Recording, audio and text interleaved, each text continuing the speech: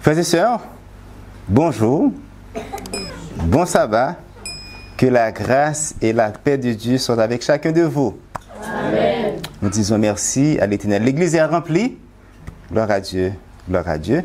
Nous voyons que l'œuvre est en train d'avancer calmement dans le nord d'Haïti. Et notre présentation du jour est d'actualité. C'est par rapport à la guerre qui se fait présentement en Palestine. Donc ce matin, nous aurons à parler des enfants de Jacob, du peuple de Dieu dans l'Ancienne Alliance, de la nation d'Israël actuelle par rapport au conflit en Palestine et de l'Israël moderne. Déjà, cette présentation a pour titre, mes frères et sœurs, Israël, nation rebelle et de confusion. Le psalmiste David nous dit ceci en psaume 25, verset 3. Tous ceux qui espèrent en l'Éternel ne seront point confondus. Comment pouvons-nous traiter le peuple de Dieu de confusion? Certains juifs, israéliens et chrétiens qui vont écouter cette présentation pourront penser qu'il s'agit d'un message haineux, de découragement envers la nation d'Israël, mais elle est remplie de réconfort, d'espérance et d'assurance. Nous allons faire une courte prière avant de commencer. Merci.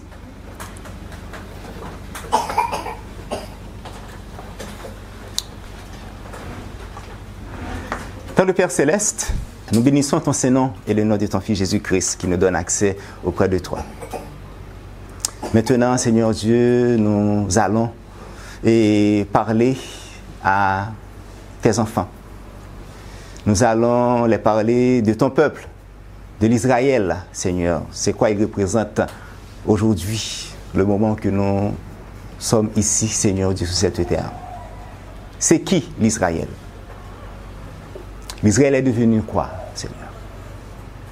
Ce qui se fait là présentement, est-ce selon ta sainte volonté? Je te prie, Seigneur Dieu, de nous utiliser pour pouvoir éclairer ton peuple, Seigneur Dieu, dans la vérité. Je te prie de nous accorder ton Esprit Saint, de donner aussi de l'intelligence, Seigneur Dieu, à l'Église, aux frères et sœurs ici présents, afin qu'ils puissent comprendre, Seigneur Dieu, pour ne pas laisser séduire, Seigneur Dieu, par les sophismes de Satan. C'est notre prière au nom de ton Fils Jésus-Christ qui vit et qui règne au siècle des siècles. Amen.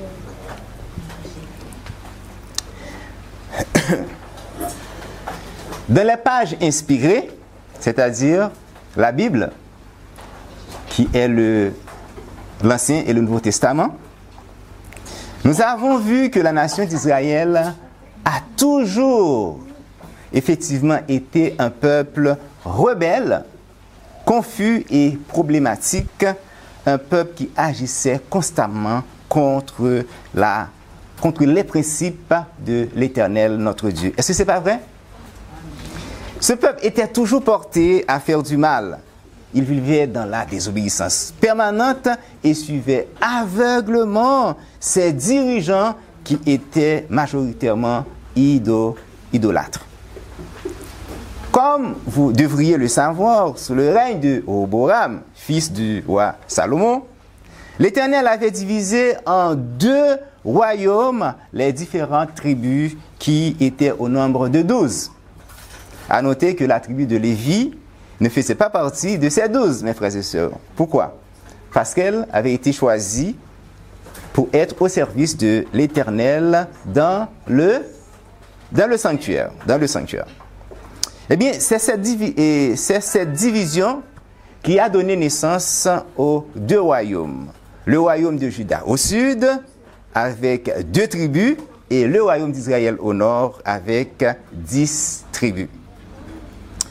Si nous prenons celui du nord, qui est le royaume d'Israël, l'histoire nous a rapporté que de Saül, le premier roi qui avait régné sur toutes les tribus, comme David et Salomon, de Saül à Osée, qui lui était le dernier roi du royaume d'Israël.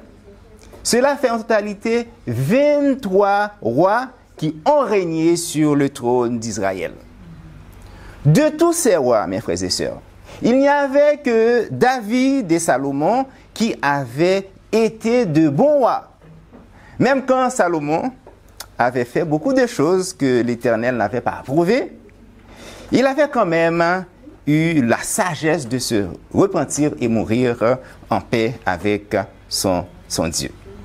Et pour les autres rois du royaume d'Israël, après Salomon, incluant l'ensemble du peuple, tous ces gens étaient des infidèles, des rebelles et même des idolâtres. Voici ce que la servante du Seigneur a mentionné de cette nation rebelle. Et Prophète et Rois, page 233, paragraphe 3. Au temps d'Ésaïe, l'idolâtrie elle-même ne provoquait plus d'étonnement. C'était naturel.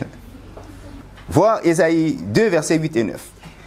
L'iniquité régnait avec tant d'intensité parmi toutes les classes de la population que les rares fidèles étaient souvent tentés de se laisser aller au découragement et au désespoir. Il semblait que le dessein de Dieu à l'égard d'Israël était sur le point d'échouer et que la nation rebelle subirait un sort semblable à celui de Sodome et de Gomorrhe. À cause de cette densité d'idolâtrie et d'iniquité, le royaume d'Israël ne pouvait pas jouir des diverses bénédictions que l'Éternel pouvait les accorder. Son inspiration divine, Asaph, le Lévite écrit, Psaume 81, versets 11 et 13. Asaph nous dit, son inspiration de Dieu, « Je suis l'Éternel, ton Dieu, qui t'ai fait monter du pays d'Égypte, ouvre ta bouche et je la remplirai. » Verset 12. « Mais mon peuple n'a point écouté ma voix, Israël ne m'a point obéi, alors je les ai livrés au penchant de leur cœur et ils ont suivi leurs propres conseils. L'Éternel les laisse agir selon leur penchant. Il les laisse agir selon leurs désirs. » Verset 17. « Je le nourrirai du meilleur froment et je le rassasierai du miel du rocher. » L'Éternel aurait pu bénir abondamment les Israélites, son peuple. Mais ceux-ci ont préféré vivre dans la désobéissance et s'attacher à l'idolâtrie au lieu de glorifier le nom de l'Éternel, leur Dieu. Israël est devenu une nation rebelle, incrédule et une nation de confusion au Proche-Orient. Et l'Éternel, au lieu de chasser les autres nations sur la terre de Canaan, il les a laissés pour éprouver la nation d'Israël dans l'espoir qu'elle revienne à lui.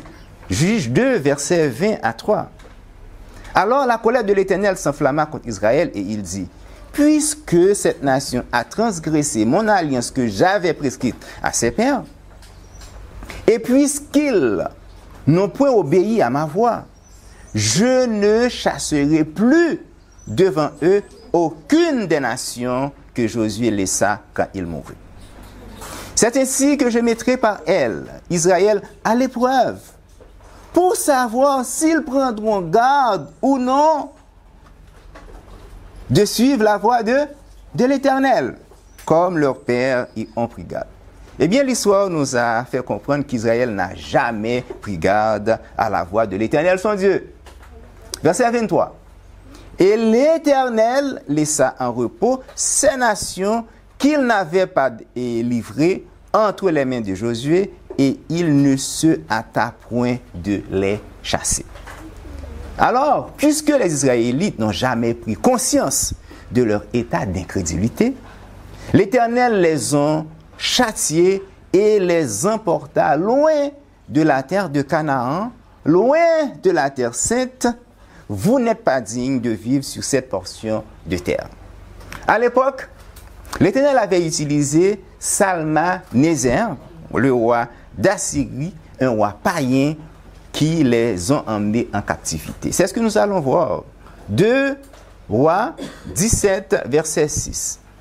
La 9e année d'Osée, le roi assyrien prit Samarie et il transporta les Israélites en Assyrie et les fit habiter à Calak et sur le Chabor, fleuve de Gozan et dans les villes des Mèdes, qui veut dire, et je pense que c'est Iran. C'est ainsi que le royaume d'Israël, composé de 10 tribus au nord, avait été chassé de la terre de Canaan, de la terre sainte. Depuis lors, cette multitude se trouve éparpillée dans toutes les nations du monde. Donc, c'était la volonté divine que les Israélites n'occupent plus les terres de Canaan, qui est la Palestine actuelle. La nouvelle nation d'Israël. Dans notre époque, par quelques juifs zélés, une nouvelle nation portant le nom d'Israël a vu le jour en Palestine. La date de naissance de cette nouvelle nation est le 14 mai 1948. Donc, l'année 2023 lui fait exactement 75 années d'existence. Question. Est-ce sur l'autorisation divine que cette nouvelle nation vienne occuper la terre de Palestine? L'Éternel a-t-il dit aux chefs religieux juifs qu'il est avec eux et qu'ils pouvaient réhabiter la Palestine? Sincèrement, non. Ce n'est pas le cas, mes frères et sœurs. C'est avec l'aide de l'ONU, l'Organisation des Nations Unies et des Jésuites, que cette nation d'Israël se trouve aujourd'hui sur la terre que l'Éternel les avait chassés les 10 tribus qui composaient le royaume d'Israël. Donc, il s'agit d'un plan, d'un agenda jésuite bien orchestré dans le secret pour installer les Juifs et les Israéliens en Palestine. Luc 12, verset 22 nous dit: il n'y a rien de caché qui ne doive être découvert, ni de secret qui ne doivent être connus. D'ailleurs, ce sont eux, les jésuites eux-mêmes, qui ont révélé leur plan secret. Nous le verrons tantôt, dans pas long. Les jésuites qui appartiennent à un système, quel système? À un système politico-religieux, c'est-à-dire la papauté et l'église catholique, ou encore la bête et la prostituée, d'après Apocalypse 13 et Apocalypse 17. Ok? Les jésuites ont effectivement contribué à l'établissement de la nouvelle nation d'Israël, qui est aussi un système politico et religieux, dont le terme est le sionisme, mes frères et sœurs. Toutefois, il faudrait noter que ce ne sont pas tous les juifs qui appuient la création de cette nouvelle nation. Il existe beaucoup d'antisionistes.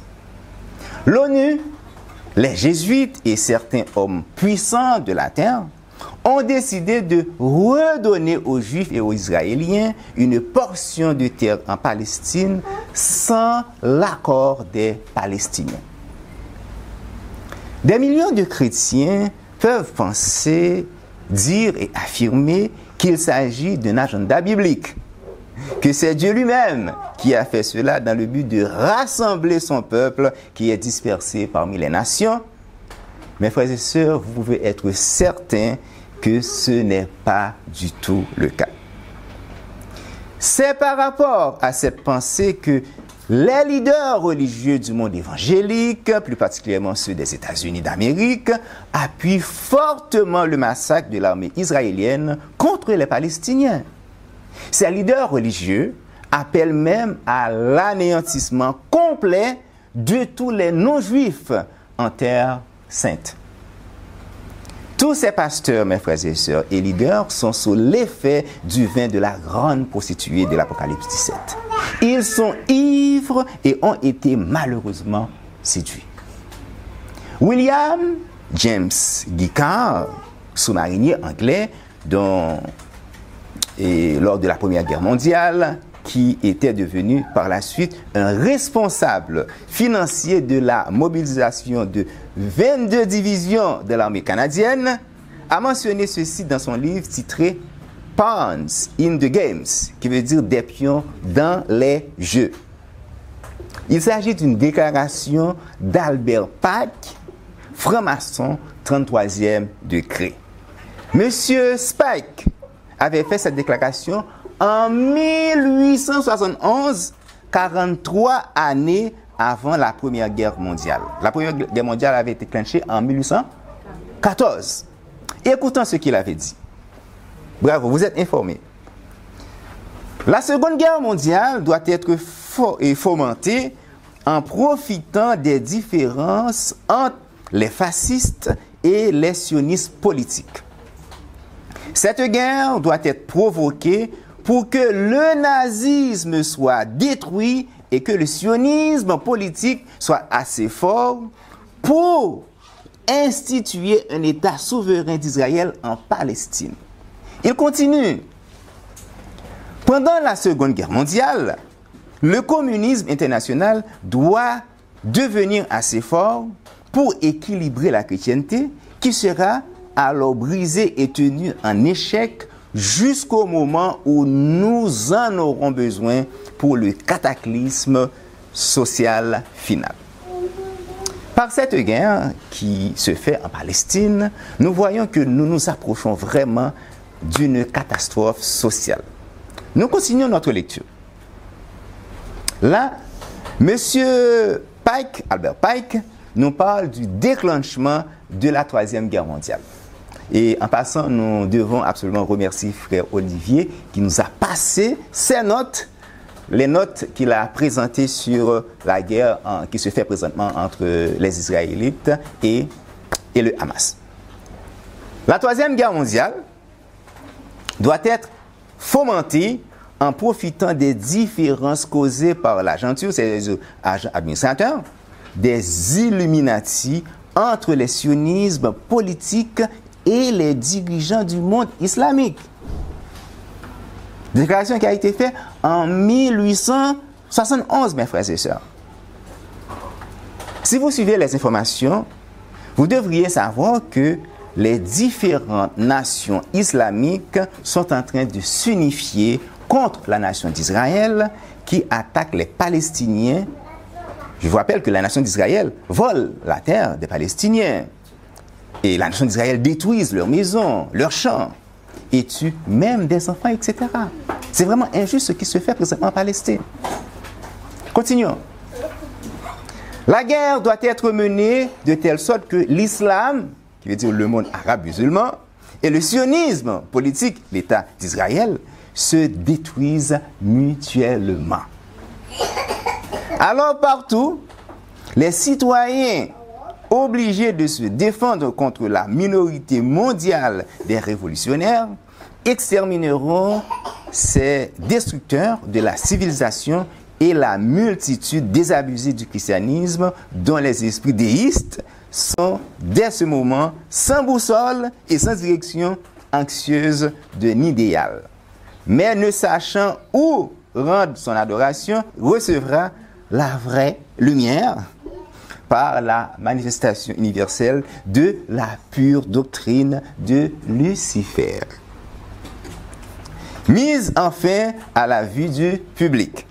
Cette manifestation résultera du mouvement réactionnaire général qui suivra la destruction du christianisme et de l'athéisme, tous deux vaincus et exterminés en même temps.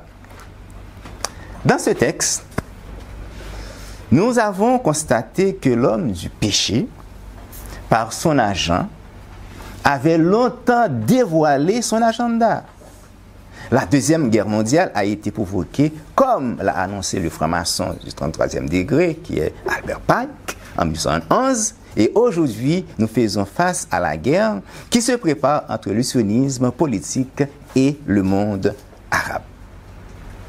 Période de tension et de guerre. Depuis l'existence de la nouvelle nation d'Israël en Palestine, les Juifs font face à des luttes constantes avec les pays arabes voisins, comme la Palestine, l'Égypte, la Syrie, le Hezbollah au Liban, et principalement le Hamas dans la bande de Gaza et de nombreux autres pays dans la région qui refusent de reconnaître la nouvelle nation d'Israël. Guerre en 6 jours. Du lundi 5 au samedi 10 juin 1967, soit 19 années après l'établissement de la nation d'Israël en Palestine, avec l'aide de l'ONU et des Jésuites, comme vous le savez, eh bien, ce fut la guerre des 6 jours. Guerre qui a permis à Israël de s'imposer en grand en terre palestine, de tripler son territoire en remportant une grande victoire militaire, détruisant le potentiel militaire des pays arabes, des États arabes, et arriver à contrôler le Sinaï, la bande de Gaza, la Cisjordanie, le Golan, ainsi que la vieille ville de Jérusalem. Derrière cette victoire, les chrétiens évangéliques avaient vu la main de l'Éternel, le Père de Jésus-Christ, même quand ils savent tous que cette nouvelle nation ne reconnaît pas Jésus-Christ comme étant le Messie, l'envoyé de Dieu. Donc, confusion partout. D'abord, chez les Juifs qui ont renié le Christ par leur incrédulité et persistent dans leur aveuglement. Et ensuite, confusion chez les chrétiens qui croient au Fils de Dieu, mais qui renient aussi sa personne, son identité par le dogme de la Trinité. C'est vraiment une unité dans le mensonge et la confusion. Ils s'unissent dans l'idée de reconstruire un nouveau temple, un nouveau sanctuaire, à la place du dôme du rocher de la religion musulmane. Temple qui permettra aux Juifs de recommencer avec les services lévitiques, c'est-à-dire de sacrifier des animaux. Et les chrétiens d'Amérique envoient des millions et des millions de dollars à Israël pour contribuer à cette construction. Pendant que les Israéliens sont en attente de leur Messie, les chrétiens évangéliques, eux, sont convaincus que ce troisième temple doit être construit avant le retour en gloire de Jésus-Christ. Confusion dans la religion juive et confusion dans la religion chrétienne. Eh bien, le manque de connaissance des Saintes Écritures de ces deux groupes de croyants les empêche de comprendre convenablement les prophéties du temps de la fin. Sans cette connaissance, ils resteront alors séduits par les stratagèmes de Satan et de l'homme du péché. Ça prend l'étude de la parole de Dieu pour pouvoir éviter les pièges de Satan. L'ancien Israël et l'Israël moderne, c'est-à-dire les chrétiens, plus précisément les évangéliques, dans le contexte que nous parlons, les deux vivent dans le mensonge et ne savent pas que Israël, c'est-à-dire le peuple de Dieu, devient purement spirituel et ne concerne plus l'Israël physique. Depuis la mort de Jésus-Christ, le Fils de Dieu, l'expression Israël concerne tous ceux qui sont en Christ, quel que soit le peuple, la nation et les langues. Christ donne à tous la possibilité de devenir enfants de Dieu. Colossiens 3, versets 9 à 11. Ne mentez pas les uns aux autres, vous étant dépouillés du vieil homme et de ses œuvres, et ayant revêtu l'homme nouveau, qui se renouvelle dans la connaissance selon l'image de celui qui l'a créé. Il n'y a ni grec, ni juif, ni circoncis, ni incirconcis, ni barbare, ni scythe, ni esclave, ni libre. Mais Christ est tout et en tous. Galates 3, versets 26 à 28. Car vous êtes tous fils de Dieu par la foi en Jésus-Christ. Vous tous qui avez été baptisés en Christ, vous avez revêtu Christ. Il n'y a plus ni juif, ni grec, il n'y a plus ni esclave, ni libre, il n'y a plus ni homme, ni femme, car tous vous êtes un en Jésus-Christ. Les Juifs, mes frères et sœurs, les Israélites, les occupants actuels de la Palestine et une grande partie du peuple arabe et de la religion musulmane sont des enfants de sang du patriarche Abraham. Il n'y a aucun doute là-dessus. D'abord par Isaac, l'enfant de la promesse, et ensuite par Ismaël, le premier fils du patriarche avec Agar, l'Égyptienne. Cependant, il est vraiment nécessaire de savoir que ce n'est que par la foi qu'on est réellement enfant d'Abraham. Il s'agissait là d'une promesse divine. Genèse 22, versets 15 à 18. L'ange de l'Éternel appela une seconde fois Abraham des cieux et dit, « Je le jure par moi-même, parole de l'Éternel, parce que tu as fait cela et que tu n'as pas refusé ton fils, ton unique. Je te bénirai et je multiplierai ta postérité comme les étoiles du ciel et comme le sable qui est sur le bord de la mer, et ta postérité possédera la porte de ses ennemis.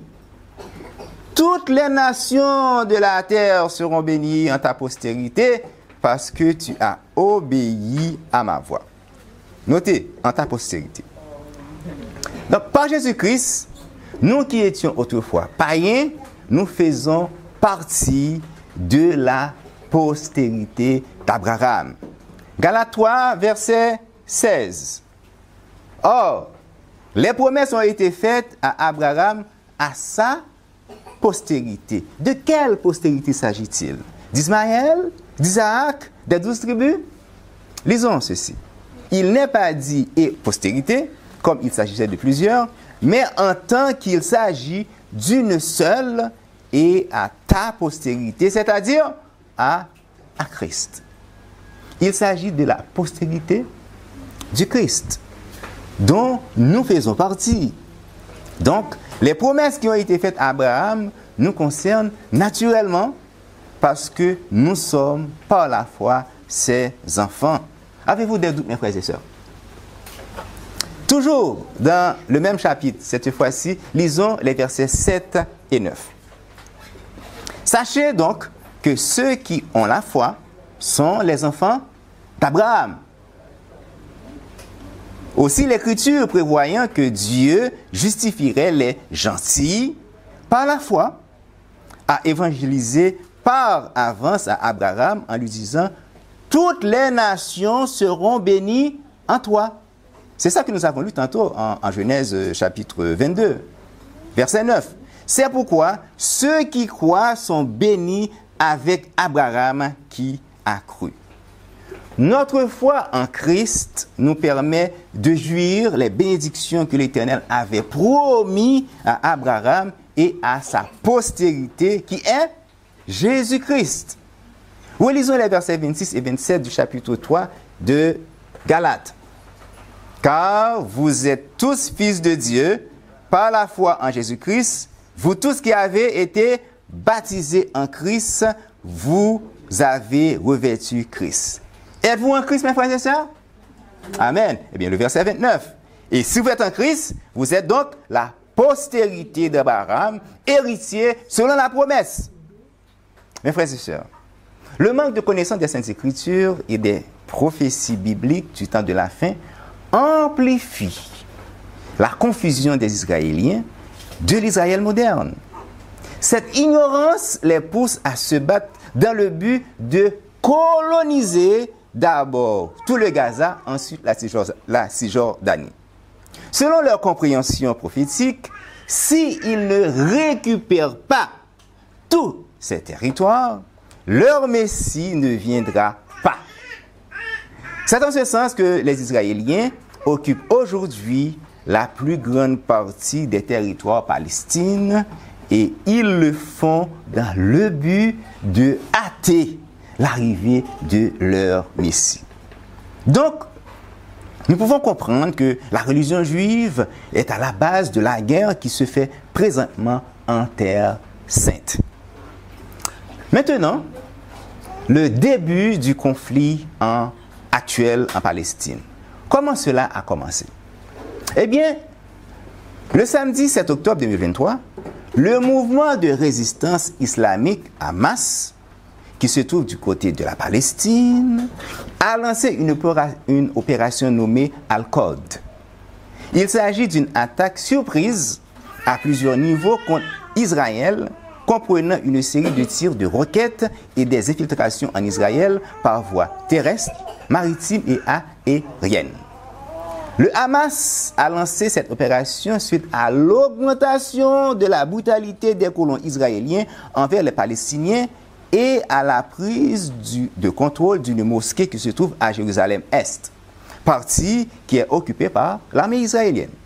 Le nom de cette mosquée est Al-Aqsa.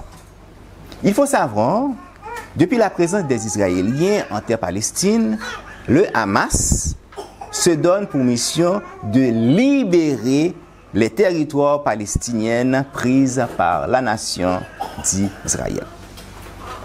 À signaler, mes frères et sœurs, que l'opération Al-Qod a tué des centaines d'Israéliens qui étaient majoritairement des civils et a causé le déplacement de plus de 200 000 personnes en Israël. Maintenant, la vengeance d'Israël. Suite à l'attaque de Hamas, que le gouvernement israélien qualifie de terrorisme, le premier ministre Benjamin Netanyahu et l'armée israélienne ont lancé à leur tour une opération nommée l'épée de fer. Opération, selon eux, visant à détruire les cibles du Hamas dans la bande de Gaza. Cette opération inclut la coupure de l'électricité et de l'eau à Gaza, les conditions de vie des Palestiniens qui sont soumises à un embargo sévère depuis 2007. L'opération l'épée de fer a causé du côté des Palestiniens la mort de plus de 10 800 personnes, de plus de 24 000 blessés civils et a provoqué le déplacement de plus de 1 500 000 civils et des milliers de personnes sont portées disparues. Il n'y a pas de doute qu'il s'agit là d'une grande crise humanitaire qui ne fait qu'aggraver pendant que les Palestiniens étaient déjà sous un blocus égyptien et israélien. Même quand des gens prennent position soit du côté palestinien, soit du côté israélien, les chrétiens lucides ne font que constater une cruelle violence des deux côtés, surtout du côté israélien. Violence qui ne fait que détruire des vies de milliers de personnes qui sont majoritairement contre la guerre. J'ai une question. Quelle est la racine de la violence que nous constatons aujourd'hui? Quelle est la racine de la violence que le monde constate aujourd'hui? Les pro-israéliens diraient de la Palestine et du Hamas. Les pro-palestiniens diraient qu'elles viennent d'Israël. Mais ce n'est pas du tout le sens de ma question, mes frères et sœurs. Sincèrement, cette violence a pris place en l'homme après que le péché est entré dans notre monde suite à la désobéissance de nos premiers parents. Et la première grande scène de violence que la terre a connue, c'est lorsque Caïn a tué son frère Abel. Et après 1500 ans environ, l'Éternel annonce à son serviteur Noé la destruction de la terre. Genèse 6, versets 11 à 13. Et la terre était corrompue devant Dieu. La terre est-elle corrompue aujourd'hui? Et la terre était remplie de violence. La terre est-elle remplie de violence aujourd'hui? Verset 12. Eh bien, et Dieu regarda la terre et voici, elle était corrompue, car toute chair avait corrompu sa voix sur la terre. Toute chair.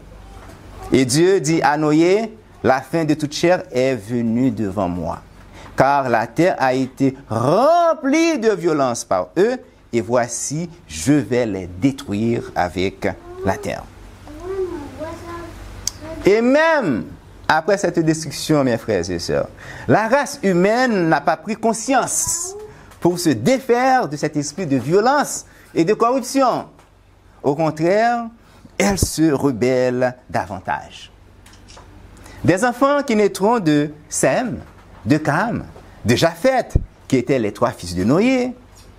La terre connaîtra des conflits, des guerres et des actions malhonnêtes qui vont maintenir la violence. Tout simplement parce que l'homme, en général, aime la vengeance. Frères et sœurs et amis, l'Éternel ne sera jamais du côté des hommes qui aiment la violence. L'Éternel ne sera jamais du côté des hommes qui aiment la vengeance. Pourquoi? Parce qu'il sait que la vengeance ne fait qu'engendrer la violence. C'est pour cela qu'il a conseillé à ses enfants de ne pas se venger. Romains 12, verset 19. Ne vous vengez point vous-même, bien-aimés, mais laissez agir la colère. Car il est écrit, à moi la vengeance, à moi la rétribution, dit le Seigneur. Laissez l'Éternel diriger les choses. Ne te venge pas. Cela lui appartient. Quelqu'un t'a fait du mal, mon frère? Quelqu'un t'a fait du mal, ma soeur? Ne te venge pas. L'Éternel qui voit tout s'en occupera. Frères et sœurs, les personnes et les nations qui se vengent ont toujours de bonnes raisons pour le faire. Mais le Dieu de l'univers nous dit non. Exode 14, verset 14. L'Éternel combattra pour vous et vous gardez le silence. La Bible nous a rapporté l'histoire des Philistins qui s'étaient livrés à la vengeance. Lisons cette histoire. Ézéchiel 25, versets 15 à 17. Ainsi parle le Seigneur l'Éternel. Parce que les Philistins se sont livrés à la vengeance, parce qu'ils se sont vengés dédaigneusement et du fond de l'âme, voulant tout détruire dans leur haine éternelle, ainsi parle le Seigneur l'Éternel. Voici, j'étends ma main sur les Philistins, j'extermine les Kérétiens et je détruis ceux qui restent sur la côte de la mer.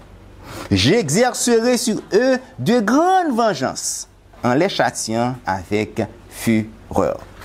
Et ils sauront que je suis l'Éternel quand j'exercerai sur eux ma vengeance. Le peuple qui possède la Torah connaît parfaitement ces choses. C'est lui qui devait donner l'exemple aux autres nations. D'ailleurs, l'Éternel avait pris le temps de l'éduquer, de l'instruire dans le droit chemin en lui conseillant la manière qu'il devait vivre et de se comporter envers les autres. Lévitique 19, verset 13, 18. Tu n'opprimeras point ton prochain et tu ne raviras rien par violence. Tu ne te vengeras point et tu ne garderas point de rancune contre les enfants de ton peuple. Tu aimeras ton prochain comme toi-même, je suis l'Éternel. L'Éternel a posé sa signature. Il dit, je suis l'Éternel.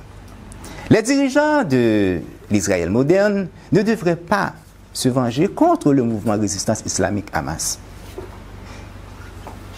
N'est-ce pas? Êtes-vous sûr? Les dirigeants d'Israël devaient mettre en pratique les conseils de l'Éternel.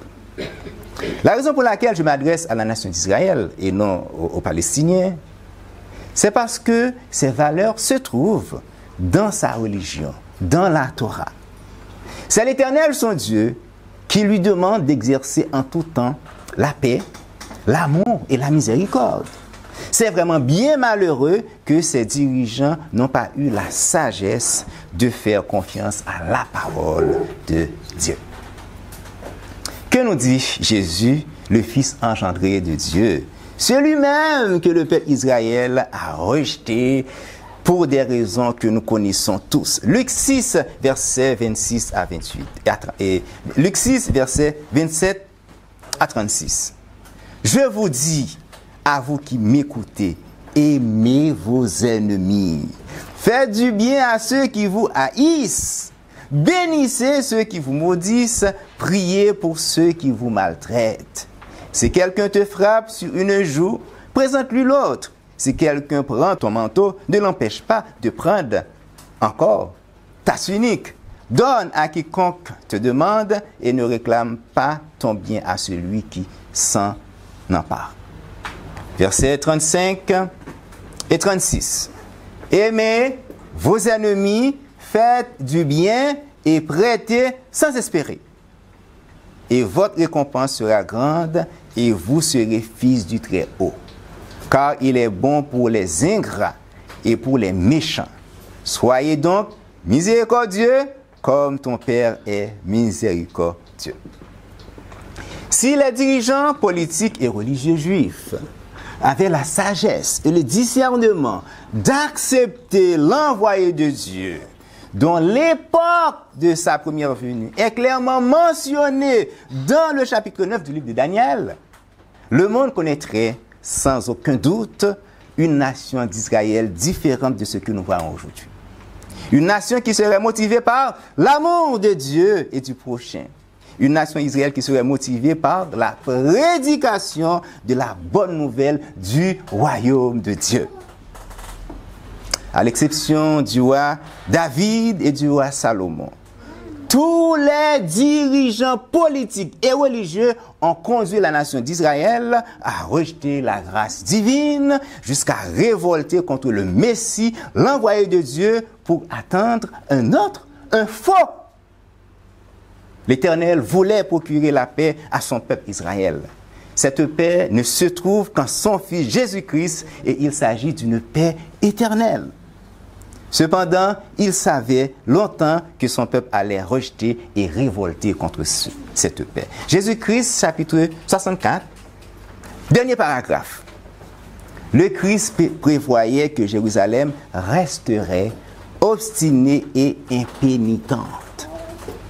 Cependant, toutes les conséquences du rejet de la grâce la guettaient à la porte. Le Seigneur déclare: ce qui t'a perdu, ô Israël, c'est que tu t'es révolté contre moi. À cause de ce refus, mes frères et sœurs, Israël doit subir les conséquences de cette décision. Terre, écoute, je vais faire venir sur ce peuple le malheur, fuit de sa conduite, parce qu'il n'a pas été attentif à mes paroles et qu'il a rejeté ma loi. Jérémie 6, verset 19.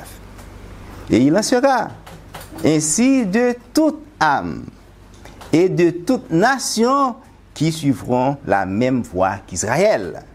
Cette nation de confusion est problématique. Le fanatisme des Juifs et des Israélites a bouché leur discernement et ne voulait rien comprendre et rien apprendre de l'enseignement du Christ. Enseignement qui mettait en évidence leur défaut de caractère et solitait en même temps leur repentance. Ils ne voulaient pas renoncer aux choses passagères.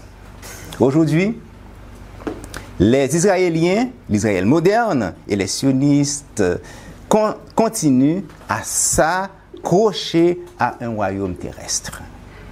Ils sont prêts à détruire la vie des milliers de femmes, d'enfants, de vieillards, d'innocents et exterminer définitivement les Palestiniens pour s'installer éternellement dans ce coin de terre. Ils sont vraiment tous des aveugles spirituels. Jésus-Christ, chapitre 24, page 225.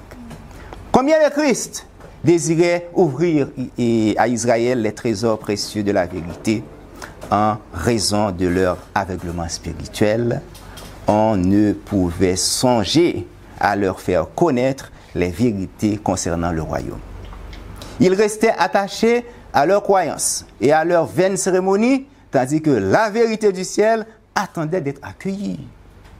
Ils dépensaient leur argent pour de balles et de la paille et négligeaient le pain de vie qui était à leur portée. Aujourd'hui, une grande partie de l'économie des Israéliens est destinée à l'armement. Question. Pourquoi ne sondaient-ils pas sérieusement la parole de Dieu pour voir s'ils n'étaient pas dans l'erreur? Tous les détails du ministère du Christ se trouvaient consignés clairement dans les Écritures de l'Ancien Testament. Lui-même ne cessait de citer les prophètes en déclarant « Aujourd'hui, cette parole de l'Écriture que vous venez d'entendre est accomplie. » S'il avait scruté les Écritures avec sincérité et soumis leur théorie à l'épreuve de la parole de Dieu, Jésus n'aurait pas eu l'occasion de pleurer sur leur impénitence. Il n'en serait pas venu à déclarer « Voici votre maison vous sera laissée déserte » Luc 13, verset 35. Frères et sœurs, Jésus avait pleuré, mais l'Israël physique pleurera durement. Il pleurera dans le désespoir.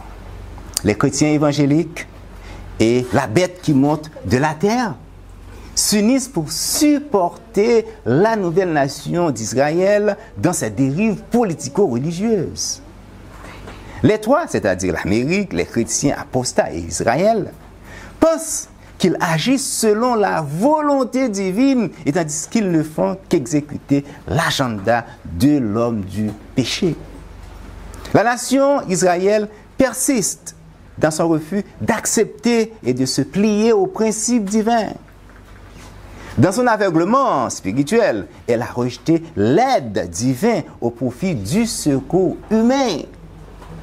Son incrédulité l'empêche de comprendre que le secours humain n'apportera pas la paix qu'elle désire avoir en Palestine, mais la colère, la violence qui se trouve cachée derrière la vengeance. Israël, race d'incrédules. Israël, nation rebelle. Israël, nation de confusion et problématique. L'Éternel, le seul Dieu de l'univers, qui n'est pas un Dieu trinitaire, comme les chrétiens apostats le mentionnent. Le seul Dieu et unique éternel te dit aujourd'hui, Israël, que ta paix et ton espérance se trouvent en celui que tes pères ont sacrifié à la croix. Il est vivant et se trouve dans le lieu très saint du sanctuaire céleste avec ses bras qui sont grands ouverts pour t'accueillir. Levez vos yeux en haut, page 304, paragraphe 4. Vous êtes sans excuse si vous serrez dans votre âme votre incrédulité et vos doutes et si vous allez vous plaindre auprès des autres. Après les paroles que le Christ vous a adressées, il ne vous reste aucune excuse pour vous justifier. Ces paroles sont à jamais remplies de réconfort, d'espérance et d'assurance. Si vous rejetez sa parole et quittez la neige fraîche du Liban pour chercher le rafraîchissement auprès des sources humaines, vous ne trouverez ni la paix ni le réconfort, car vous refusez l'aide que Dieu vous donne.